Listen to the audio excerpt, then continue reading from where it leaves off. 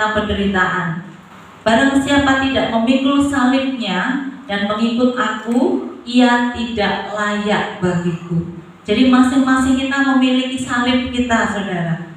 Salib yang berhubungan dengan Tuhan Yesus Kristus, di mana kehidupan kita ini harus membawa nama Tuhan Yesus Kristus, saudara. Bahkan kita pun alami diskriminasi, ketidakadilan perlakuan di sekeliling kita. Karena apa? Karena nama Yesus, karena salib itu ada dalam kehidupan kita. Satu ayat ada di tengku itu, pasangan ya.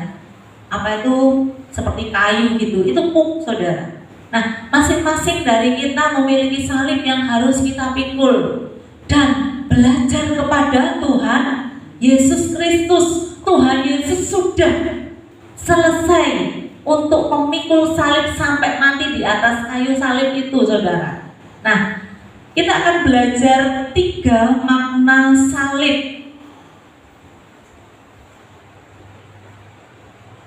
Saya tuliskan 3 makna salib.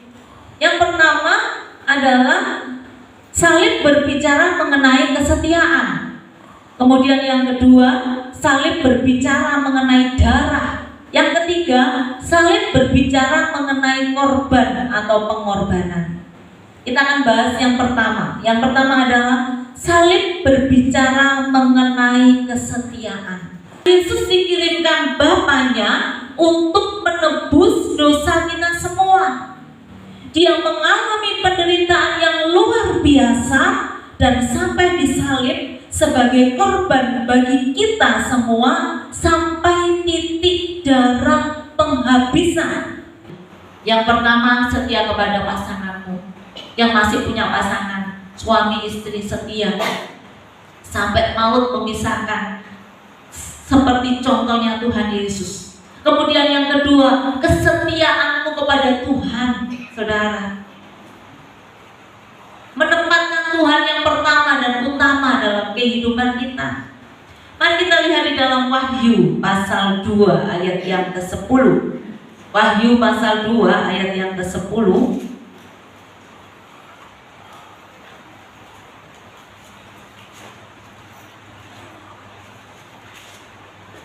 Terhadap apa yang harus engkau derita, sesungguhnya iblis akan melemparkan beberapa orang dari antaramu ke dalam penjara, supaya kamu dicobai dan kamu akan beroleh kesusahan selama 10 hari.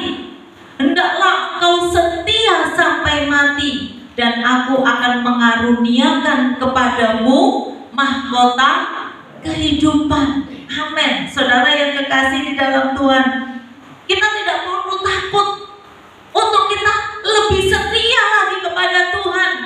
Orang yang setia itu banyak tantangannya, saudara.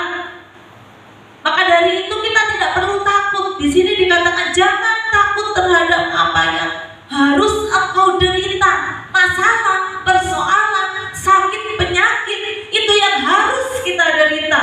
Karena kita tahu sesungguhnya iblis akan melemparkan beberapa orang dari antaramu ke dalam penjara supaya kamu dicobai. Maksud dari penjara ini adalah belenggu, kesesakan, sakit, penyakit, masalah, itu penjara, saudara. Begitu masuk di kolong kursi, dia nangis, saudara. Nangis dia, tapi tidak ditulungi sama bapaknya atau ibunya atau neneknya. Pokoknya tidak ada yang nulungi. Dia begitu masuk nangis di situ, sampai duduk di tengah-tengah kursi di kolong itu nangis ya, karena tidak bisa keluar. Maju mentok kaki kursi yang sebelah sana, mundur bokongnya mentok, saudara. Nah kemudian dia nangis terus, saudara. Nangis tapi dia berusaha untuk keluar dari kolong kursi itu. Begitu dia bisa keluar dari kolong kursi itu, saudara, dia belok ke sebelah kiri, dia bisa keluar. Kemudian mungkin lega, bisa keluar. Nangisnya berhenti, kemudian tertawa. Nah, saudara, Tuhan itu seperti itu.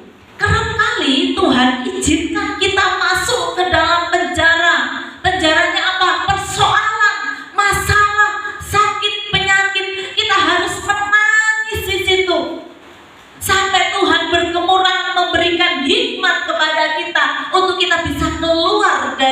penjara yang namanya kesesakan itu, saudara. Begitu kita kalau bisa keluar, kita rasanya berbicara mengenai darah, saudara. Pada tanggal 15 April nanti tahun 2022, nanti kita akan memperingati kematian Tuhan Yesus Kristus, atau orang menyebutnya yaitu Jumat Agung, saudara. Tapi buat saya lebih seret mengatakan bahwa memperingati kematian Tuhan Yesus Kristus. Rodok Jawa gak apa-apa, saudara ya. Di mana 2000 tahun yang lalu Tuhan Yesus menyelamatkan.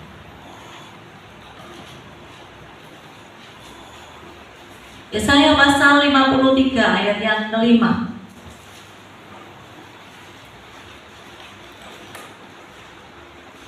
Kita disembuhkan. Pengorbanan Tuhan Yesus di atas kayu salib, kita disembuhkan. Mengingat kembali kejadian yang terjadi 3.400 tahun yang lalu, ketika Musa memimpin bangsa Israel keluar dari tanah Mesir, saudara. Setelah Tuhan menurunkan 10 dengan tenang, kami boleh berbakti dengan nyaman, kami boleh berbakti ada di wilayah Kabupaten Nganjuk. Dan hari ini kami berdoa bersatu hati, kami berdoa di dalam nama Tuhan Yesus Kristus.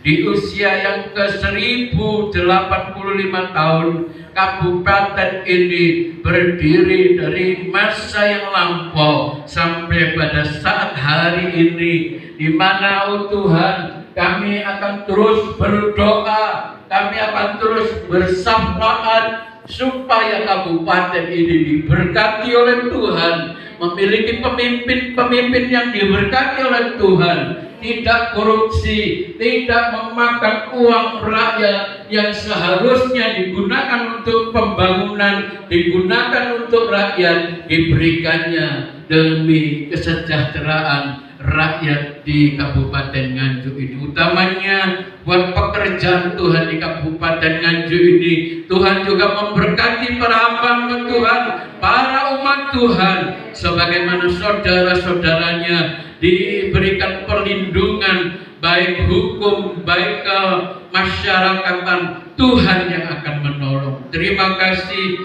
kami berdoa sekiranya kabupaten ini diberi sejahtera oleh Tuhan Yesus Kristus.